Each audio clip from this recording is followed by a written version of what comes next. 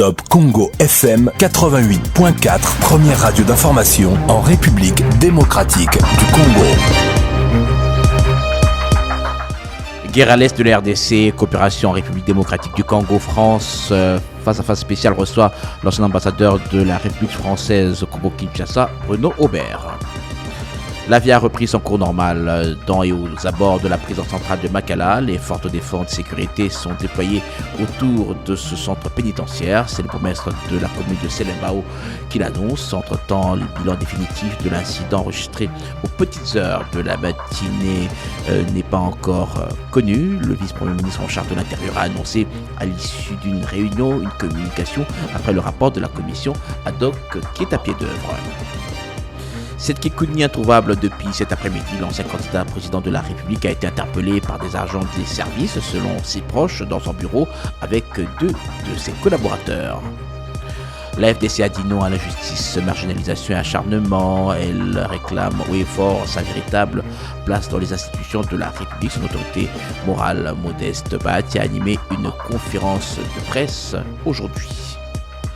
Le processus de Luanda ne permettra pas de stopper définitivement l'agression rwandaise. C'est le professeur Eugène Banyakou qui l'affirme. Pour l'ancien membre de la Cour constitutionnelle, il faut réactiver le pacte de stabilité pour le développement de la région des Grands Lacs, piloté par la CIRG, la conférence internationale sur la région des Grands Lacs. Et l'année scolaire 2024-2025 a été officiellement lancée ce lundi 2 septembre à l'Institut Chikunga dans la ville de Chikapa au Kasaï. Cette rentrée est timide dans certaines parties du pays à cause du mot d'ordre du boycott lancé par certains syndicats. Voilà pour le sommaire. Bonjour, la vie a repris son cours normal dans et aux abords de la prison centrale de Makala. Les forces de défense et de sécurité sont déployées autour de ce centre pénitentiaire. C'est le bourgmestre de la commune de Selembao qui l'annonce. Mathias Womoumou précise que les habitants de sa municipalité vaquent librement à leurs occupations. On l'écoute. La situation est calme. La population est en train de s'évacuer dans leurs occupations depuis la visite du GPM et le vice-ministre de l'Intérieur avec tous les services de l'État qui étaient déployés depuis le matin. La situation est sous contrôle et il y a du calme aux environs de la prison. Vous savez, la prison centrale, c'est dans la commune de Selembao, mais ce n'est pas la commune qui gère ça. C'est au niveau central. Donc, il faut attendre les communiqués que le gouvernement central va établir pour éclairer l'opinion. Mais dans les avenues, les quartiers de Selembao, il n'y a pas de problème. Dans tous les quartiers, il y a du calme. Les responsables des écoles ouverts des portes et ceux qui sont partis dans leur travail sont en train de retourner sans inquiétude. Ce que je demande à la population est de faire confiance aux autorités centrales, provinciales et communales que nous sommes. Lorsqu'il y a quelque chose, ils n'hésitent pas de nous signaler avant. Entre-temps, le bilan définitif de l'incident enregistré aux petites heures de la matinée n'est pas connu. Le vice-premier ministre en charge de l'Intérieur a annoncé à l'issue d'une réunion une communication après le rapport de la commission ad hoc qui est à pied d'œuvre. On écoute Jacques Machabani. Nous avons fait l'évaluation de la soirée, qui a été une soirée particulière parce qu'il y a eu des événements malheureux au niveau de la prison centrale de Makala, où il y a eu une tentative d'évasion. Ici, c'est l'occasion aussi de féliciter tous les services de sécurité, la police nationale et l'armée qui très rapidement ont réagi et ont pu contenir cette situation d'une évasion qui a raté. Là, nous avons responsabilisé une petite commission qui est en train de faire le suivi et surtout le suivi des enquêtes parce qu'il faut retenir qu'il y a quand même eu des dégâts, des pertes en vies humaines, des blessés et surtout des dégâts matériels au niveau de la prison centrale. L'administration et le greffe ont malheureusement pris feu. Donc, ce sont des situations que nous sommes en train de suivre en urgence qui vont nous permettre aussi, dans les heures qui suivent, d'avoir un bilan assez détaillé sur ce qui s'est passé. Jacques Machabani, vice-premier ministre en charge de l'Intérieur. Et Jean-Marc Kabound n'a pas perdu la vie à la suite de la tentative d'évasion de la prison centrale de Makala, comme cela circule sur les réseaux sociaux. C'est le porte-parole de l'Alliance pour le changement qui l'affirme. Ghislain Mwangi précise que les détenus avaient tenté sans succès d'envahir le pavillon où est logé l'ancien secrétaire général de l'UDPS. Et du côté des défenseurs des droits de l'homme, on appelle à une enquête indépendante. Maître Jean-Claude Katende de l'Azado estime que le bilan présenté par le gouvernement n'est pas conforme à la réalité. Pour lui, il faut nécessairement qu'une enquête indépendante soit menée afin de clarifier les faits. On écoute Jean-Claude Katende au téléphone de Trésor Kiyombo.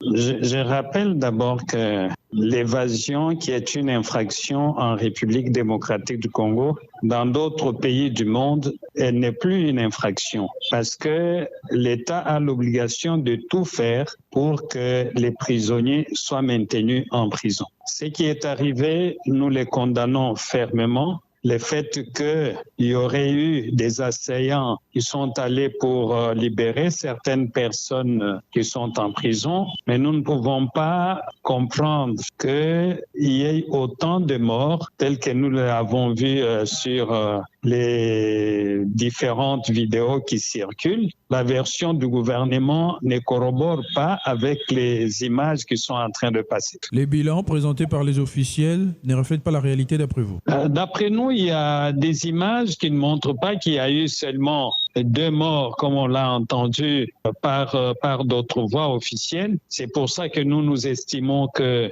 dans les circonstances actuelles, seule une enquête indépendante peut aider à ce que la vérité soit mise à nu. Si celle-ci vient des vidéos que nous avons vues en circulation, nous allons demander que les responsabilités soient établies et le gouvernement qui parle de 2 morts doit aussi consentir à une telle enquête pour que les Congolais connaissent la vérité parce qu'il y a des versions contradictoires.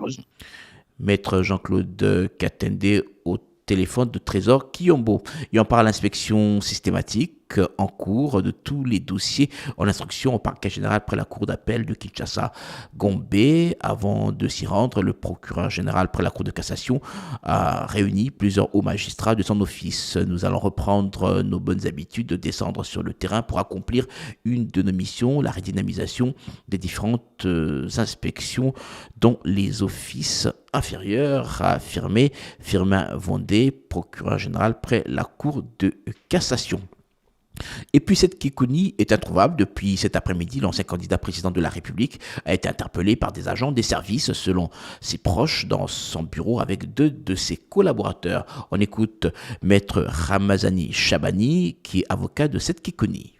Pour le moment, le président Seth Kikuni ainsi que 2 de ses collaborateurs a été emporté dans un lieu inconnu. Tout ce qu'on sait, c'est qu'il y a des agents des services de renseignement qui sont venus le prendre et quand il a essayé de demander que soient appelés ses avocats, ils n'ont pas voulu l'entendre et très brutalement, ils l'ont emporté à un lieu inconnu. Il a été arrêté où ? Il a été arrêté à son bureau de travail au premier shopping mall sur l'avenue Lukusa. C'est sa famille qui nous a alertés, sa famille biologique d'abord, ensuite sa famille professionnelle parce qu'ils étaient présents et il y a aussi la famille politique qui nous a appelés. Nous-mêmes, nous nous sommes rendus au service de sécurité intérieure de l'ANR où on nous a dit qu'il n'est pas là-bas. Pourquoi il a été interpellé ? Est-ce qu'il y a quelque chose qui vous vient à l'esprit ? C'est impossible de savoir pourquoi il a été interpellé parce qu'il n'y a eu aucun document qui sous-tendait cette arrestation. Nous appelons aussi les autorités tant sécuritaires, politiques que judiciaires de s'impliquer pour que ces paisibles citoyens soient retrouvés et qu'ils soient remis en liberté telle que la Constitution l'exige. Et parlons du procès de l'attaque du Palais de la Nation par la bande de Christian Malanga devant le tribunal militaire garnison de Kinshasa-Gombe, la défense de Jean-Jacques Wando, ancien conseiller de l'ex-administrateur général de l'ANR, a plaidé non coupable des infractions mises à sa charge. Pour l'un de ses avocats, maître Carlos Ngapichi, son client est victime des réformes qu'il a initiées au sein de l'ANR. Il soutient que l'organe poursuivant n'a apporté aucune preuve de son implication des faits qui lui sont reprochés. On l'écoute.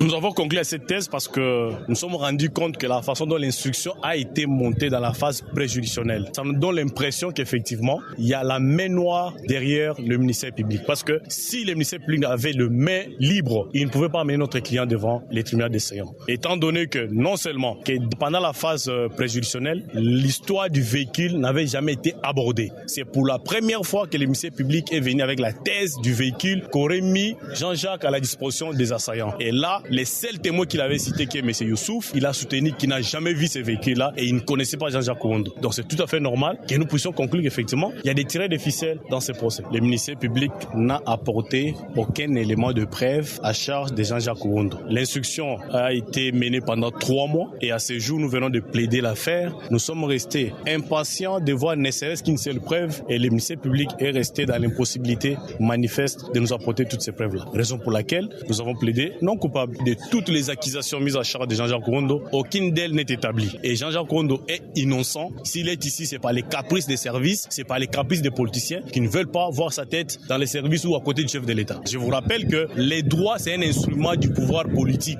Les politiciens se servent du droit pour régler les comptes aux simples citoyens, aux adversaires politiques. Jean-Jacques Ourondo, au niveau de l'ANER, n'était pas aimé par tout le monde. Il est venu avec des réformes qu'il proposait et les enfants maison n'acceptaient pas ces réformes-là. Raison pour laquelle ils ont monté ces dossiers pour pouvoir les charger et puis l'écarter du service. Pour rappel, Jean-Jacques Ourondo a été arrêté 3 jours après l'attaque du Palais des Nations sur base de la publication d'une photo prise avec Christian Malonga en 2017 en Belgique. Au total, 51 accusés sont poursuivis dans cette affaire. Si les faits sont confirmés, ils risquent la peine de mort. Parlons à présent du processus de Luanda. Ce processus ne permettra pas de stopper définitivement l'agression rwandaise. C'est le professeur Eugène Banyakou qui l'affirme. Pour lui, il faut réactiver le pacte sur la stabilité et le développement de la région des Grands Lacs, piloté par la CIRGL, la conférence internationale sur la région des Grands Lacs. On l'écoute. Quand vous parlez du processus de Luanda ou processus de Nairobi, mais un processus, c'est une série de contacts. Par contre, lorsque nous parlons d'un accord diplomatique, c'est-à-dire c'est un engagement de parties sur une question déterminée, par exemple la sécurité, et c'est la difficulté que le pays a, puisque nous ne faisons pas des accords, mais nous poursuivons des contacts diplomatiques sans fin. Et nous avons un pacte qui a été ratifié par les 11 États de la conférence internationale de la région des Grands Lacs. Un pacte déjà ratifié, c'est-à-dire tous les parlements des 11 États ont ratifié. Et ce pacte a 3 principaux protocoles. Le protocole sur la non-agression ou la défense mutuelle des États. Et ce protocole-là dit que si un État ne se conforme pas à ce protocole, un sommet pour débattre des mesures à prendre. Et à Luanda, ce n'est pas ce processus, c'est cet accord, puisque le président actuel, Laurenceau, c'est un président de la conférence internationale de la région des Grands Lacs. Donc, il devait convoquer un sommet où les 11 États se retrouvent. Ce n'est pas le Rwanda et le Congo qui peuvent résoudre un problème qui concerne 11 États qui ont conclu un pacte. Le professeur Eugène Banyakou. La situation sécuritaire se stabilise dans les villages situés sur la RN 17 dans le territoire de Kwamut, dans la province de Maïdombe. Plus de 7000 personnes retournées vivent au village Nganda Bangala depuis mai dernier. Le rapport de l'évaluation rapide multisectorielle de OCHA parle également de plus de 13 000 déplacés internes qui vivent au camp Bankou et à Massiambio. Une forte présence des FARDC est observée sur ce tronçon. Les besoins en termes de vivre et non-vivre ont été formulés par ses habitants. Le député national élu de Kwamut, Guy Moussomo, sollicite l'attention particulière du gouvernement face aux conditions de ces populations. On l'écoute au micro de Jonathan Messa. Les déplacés vivent dans la promiscuité la plus totale.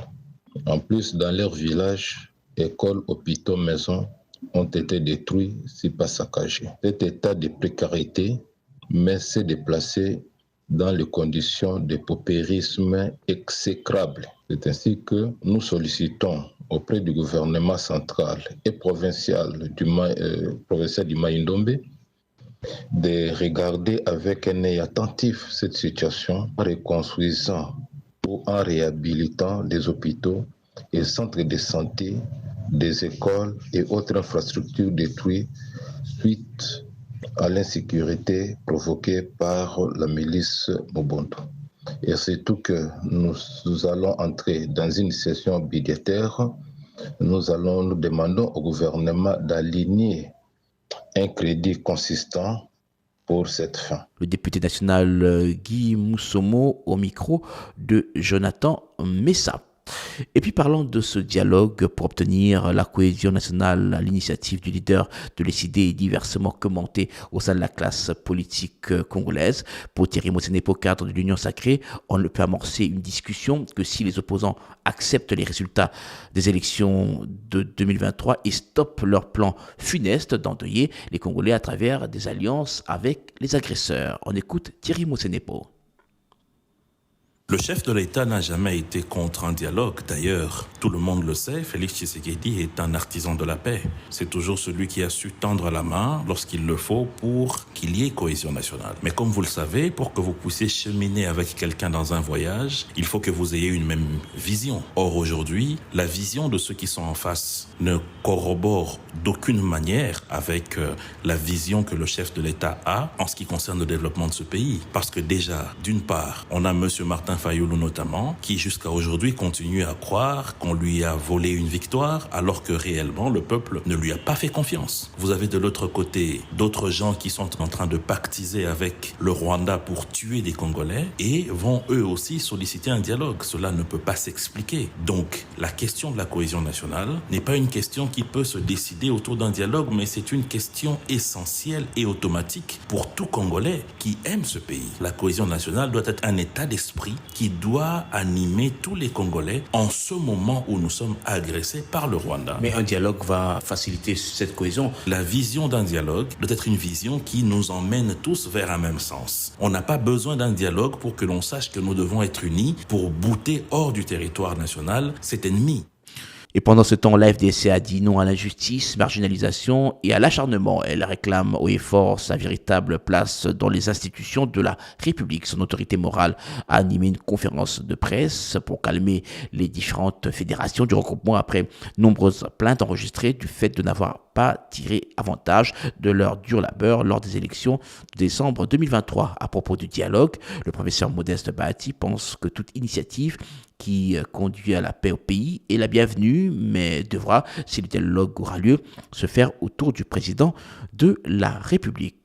Explication, Gino Réma-Bura de Charisma. Est-ce que je suis toujours membre de l'Union sacrée de la nation? Oui, je le suis jusqu'à cet instant. Plus de peur que de mal. Le professeur Modeste Bahati Lukwebo, mieux, la FDCA n'a pas tourné le dos à l'Union sacrée, même si elle réclame justice. Nous savons aussi que le président de la République, son Excellence Félix Antoine Tshisekedi Tshilombo, il est épris de paix et de justice. Lui seul connaît à quel moment il agira. Moi, je lui ai toujours fait confiance. S'exprimant sur le dialogue pour la paix, le deuxième vice-président du Sénat réagit en ces termes. Le dialogue a toujours été une arme redoutable pour résoudre les conflits, mais je dis, si dialogue il doit y avoir, eh bien, tout cela doit se faire autour du chef de l'État, parce que c'est lui qui détient aujourd'hui la légitimité du peuple congolais. À la question de la paix à l'est du pays, le professeur Bahati Lukwebo rappelle que la FDCA se range derrière le chef de l'État pour ramener le plus rapidement possible la paix durable à l'Est et sur l'ensemble du territoire national. À cet effet, toute voie qui mènera à cette paix, elle est la bienvenue. Et à la demande de l'organisation d'un congrès extraordinaire du regroupement, le professeur Modeste Bahati Lukwebo a annoncé la mise sur pied d'une commission préparatoire de ces assises dès la fin de cette semaine. Rappelons que le regroupement politique AFDCA compte en son sein 13 sénateurs, 40 députés nationaux, 77 députés provinciaux et 94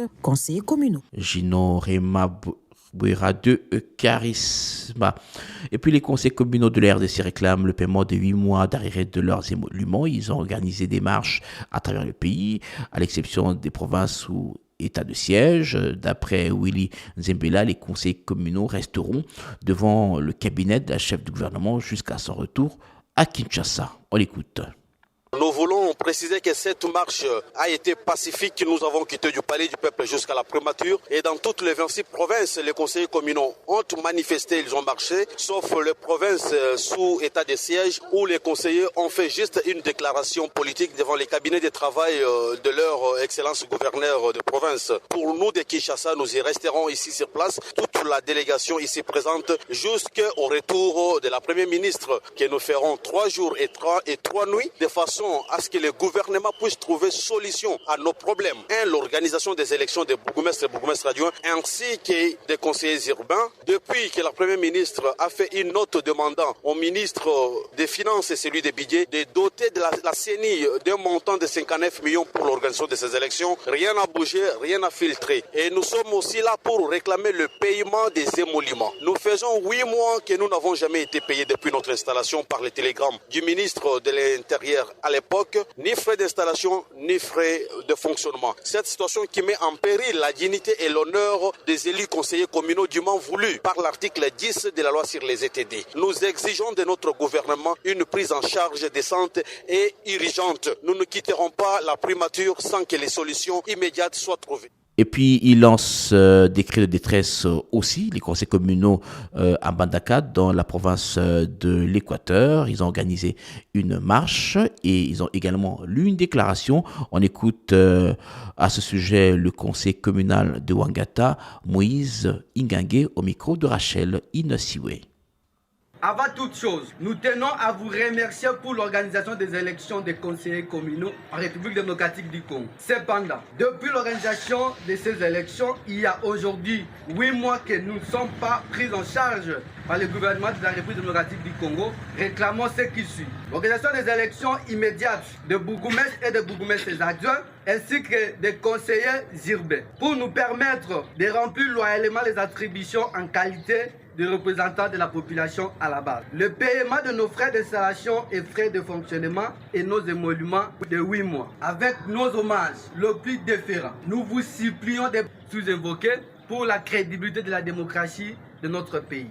Aussi de la situation de la sous-traitance dans le secteur privé, la RDC a capitalisé plus d'$1 milliard américains, somme qui échappait au trésor public. Le panel d'experts de la société civile, Force Vive et la Ligue congolaise de lutte contre la corruption ont rendu public un rapport préliminaire sur l'application de cette loi par l'actuel comité de gestion de la RSP, autorité de régulation de la sous-traitance dans le secteur privé. Pour le collectif, tout observateur averti ne peut s'empêcher d'apprécier les efforts fournis par l'équipe. D'après Dieudonné Mouchagaloussa, l'un des signataires de ce rapport, il y a cette année une augmentation de l'enregistrement des sociétés de sous-traitance à capitaux congolais de 3 000 à 11 000 attestations. On l'écoute au micro d'Isabelle Mwango.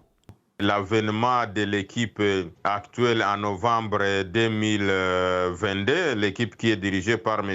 Miguel Katembe Kachal, et nous avons remarqué quand même qu'il y a des efforts appréciables qui permettent finalement aux entreprises à capitaux majoritairement congolais de capter les marchés de sous-traitance. Les marchés autrefois qui étaient l'apanage des entreprises étrangères et qui faisaient un manque à gagner à la République démocratique du Congo de plus de 8 milliards, mais aujourd'hui, on constate quand même qu'avec déjà la signature d'autant de contrats, notamment des contrats qui ont eu entre Kamoa et 12 entreprises à capitaux majoritairement congolais, TFM avec 8 autres et Huawei avec 5 entreprises, pour un montant de plus de 100 millions de dollars. Il faut apprécier ces efforts, il faut encourager des efforts pareils et que l'équipe actuelle ne se limite pas seulement dans les secteurs miniers, qu'on puisse appliquer ces mesures dans d'autres secteurs, notamment tels que les hydrocarbures, la panification, la logistique, la télécommunication et tout autre secteur concerné. Raison pour laquelle nous demandons au chef de l'État de pouvoir veiller à ce que cette loi puisse être appliquée pour les bénéfices des entreprises congolaises. Dieudonné Mouchagaloussa au micro d'Isabelle Mwango. Et pour améliorer le panier de la ménagère, le gouvernement congolais a décidé de supprimer les taxes sur l'importation des biens de première nécessité, notamment l'huile de palme. Pour le coordonnateur de l'ONG Toile d'araignée, regroupant des journalistes économiques, le gouvernement risque de favoriser les industries étrangères en tuant les industries locales comme les PHC et bien d'autres. Jérôme Sekana l'a dit le week-end dernier au cours d'une conférence de presse. On l'écoute. Prenez une société comme la plus grande de toutes les sociétés agroalimentaires de la République démocratique du Congo, PHC. Ils ont 100 000 hectares de terre. Cette société paye 5 millions de dollars en termes des impôts par an. Cette société a 10 000 travailleurs. Je vous dis, même les plus grandes sociétés minières au Katanga n'emploient pas 10 000. Et quand vous prenez les dépendants, mais vous êtes au-delà. Cette société a demandé à Equity de venir avec le prêt. Et ils commencent à investir. D'autres, ils sont dans les secteurs, l'huile de palme et dans l'agriculture. Et du coup, le gouvernement, vous vous réveillez un matin, vous dites non. Ce que produisent les Congolais là, c'est rien. Il faut que nous restions éternellement dépendants de l'importation. Vous prenez l'huile de palme, grâce à laquelle cette partie du pays est en train de rencontrer sa prospérité, vous mettez sur une liste dans une concurrence déloyale. Ça n'existe pas. Vous voulez faire signer un décret à Madame le Premier ministre pour dire que bon voilà, on doit accorder des facilités aux importateurs. Quand on accorde des facilités aux importateurs, qu'est-ce qui arrive? D'abord, vous créez de la richesse là, dans les pays d'origine. Parce que les devises que ces gens prennent ici ne restent pas ici, ça va là-bas. Donc, l'argent qui sort de la République démocratique du Congo va permettre à un agriculteur malaisien de devenir millionnaire ou milliardaire, et le Congolais qui est ici va croupir dans la misère la plus noire et restera toujours dépendant. Ce qu'il y a à faire, c'est d'ouvrir ce qu'on appelle les routes des dessertes agricoles. Jérôme Sikana, le coordonnateur de l'ONG Toile d'Araignée. On parle d'éducation à présent. L'année scolaire 2024-2025 a été officiellement lancée ce lundi 2 septembre à l'Institut Chikunga dans la ville de Chikapa. Pour le vice-gouverneur du Kasaï, Jolei Bokele, la province éducationnelle Kasaï 1 a été honorée par cette activité. La ministre d'État en charge de l'éducation nationale, Raissa Malou, qui a donné le go de cette nouvelle année scolaire, a indiqué que ce 2 septembre marque aussi le lancement d'une transformation audacieuse de notre système éducatif national. Cette transformation va mettre un accent particulier sur l'éducation de qualité et l'inclusion. La patronne de l'éducation a invité les élèves à rêver grand et travailler pour réaliser leurs rêves. Aux enseignants, elle a rappelé la ferme détermination du gouvernement d'améliorer leurs conditions socio-professionnelles. Les parents ont été invités à envoyer leurs enfants, filles comme garçons, à l'école. Raissa Malou est au micro de Mamichela. C'est avec fierté et une profonde détermination que nous lançons aujourd'hui la rentrée scolaire 2024-2025. Ce jour marque non seulement le début d'une nouvelle année scolaire, mais aussi le lancement d'une transformation audacieuse de notre système éducatif national. Cette transformation, en parfaite harmonie avec la vision du président de la République, chef de l'État, son Excellence M. Félix Antoine Tshisekedi Tshilombo, met l'accès sur l'éducation de qualité et l'inclusion. Chers élèves, vous êtes ici parce que vos parents et la nation tout entière croient en votre potentiel. Vous êtes l'avenir et l'avenir se prépare aujourd'hui. L'école, en dehors de la famille, demeure ce lieu où vous développerez votre potentiel pour devenir des hommes et des femmes utiles à la société, des citoyennes et citoyens patriotes, respectueux du bien commun et engagés à construire un Congo uni, fort, prospère, au cœur de l'Afrique et du monde. Je vous encourage ainsi à prendre très au sérieux vos études et à participer activement à la vie scolaire. Rêvez et rêvez grand et travaillez pour réaliser votre rêve. Cultivez votre curiosité et développez un esprit critique. Il faut souligner que dans plusieurs écoles, la rentrée était timide. Les participants à la 4e édition de l'examen national de fin d'études professionnelles, NFEP, seront fixés sur leur sort dès ce 2 septembre. L'annonce a été faite par le ministre de la Formation professionnelle, Maître Marc Ekila, qui a publié les noms de quelques meilleurs lauréats, a souligné que les résultats seront exclusivement disponibles via les réseaux de téléphonie mobile, Airtel, Africell et Orange. On écoute Marc Ekila. Je déplore la non-participation de la province éducationnelle de Mai-Ndombe et à ces propos, des mesures idoines sont en train d'être prises en guise de palliatif lors de la prochaine édition. Pour clore ce processus, la publication de l'ensemble des résultats intervient au courant de cette semaine. Mesdames et messieurs, chers apprenantes et apprenants, ce concours national a aussi révélé plusieurs défis, notamment l'amélioration non seulement de la qualité des formations, mais aussi les conditions d'apprentissage par l'exigence de la viabilisation des centres, l'identification d'autres nouvelles filières innovantes, les enjeux de la transformation numérique ainsi que ceux liés à l'intelligence artificielle. Il importe de signifier que, lors de la prochaine édition, les inspecteurs sont instruits de faire participer de nombreux centres privés, viables et spécialisés dans diverses filières innovantes, qui, malheureusement, jusqu'à ce jour, ne participent pas encore aux épreuves de la session ordinaire de l'examen national de fin d'études professionnelles. Et donc, ceux-ci sont tenus désormais d'aligner les apprenants à l'ENF. À ce stade de mon propos, je voudrais féliciter tous les participants, les lauréats, ainsi que l'ensemble du personnel de mon ministère qui ont fait preuve de résilience dans l'organisation de cette 4e édition de l'ENFEP, au terme de laquelle on a noté le meilleur lauréat de quelques filières classiques et innovantes. Le ministre de la formation professionnelle, Marc Ekila, on amorce l'atterrissage avec cette nouvelle guerre de leadership à la Comico, communauté musulmane du Congo. Les 3 camps ont déjà porté l'affaire en justice, sans un jugement de la justice. Et à la fête des moutons célébrée au mois de juin au Palais du Peuple, le chef de l'État a appelé les musulmans de la RDC à l'unité en attendant les conclusions de la commission de réconciliation et médiation dirigée par la ministre F. Bazaïba. Mais au Maniema, des informations circulent donnant victoire à l'un des camps et qui doit procéder au changement des responsables provinciaux de la Comico. L'imam, chef de l'entité musulmane de Maniema, fixe l'opinion et met en garde les auteurs de cette mauvaise information. Cher Idi Saleh est au téléphone de Pascal Kapalaï.